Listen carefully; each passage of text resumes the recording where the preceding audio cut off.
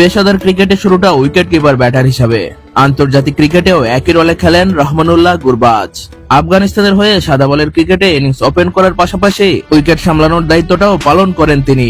একই কাজের জন্য তাকে দলে ভিড়িয়েছে কলকাতা নাইট রাইডার্সও। তবে ইংলিশ ওপেনার ফিল সল্ট দারুণ ফর্মে থাকায় একাদশের সুযোগ মিলছে না গুরবাজের। এখন পর্যন্ত 10টি ম্যাচ খেলে ফেলেছে কলকাতা, অথচ এক ম্যাচেও সুযোগ মেলেনি গুরবাজের।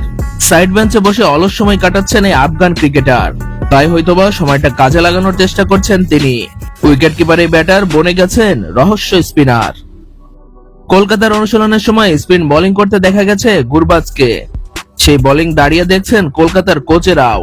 আর অনুশীলনের প্রথম বলে উইকেট ভেঙেছেন তিনি এবং 2 হাত তুলে উচ্ছ্বাসও করেন। গুরবাজের বোলিং অনুশীলনের সেই ভিডিও সামাজিক যোগাযোগ মাধ্যমে পোস্ট করেছে কলকাতা।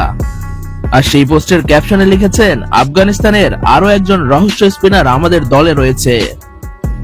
উল্লেখ্য, গুরবাজ আন্তর্জাতিক ক্রিকেটে কখনো বোলিং করেননি, এমনকি আইপিএলেও কখনো বল হাতে দেখা যায়নি তাকে।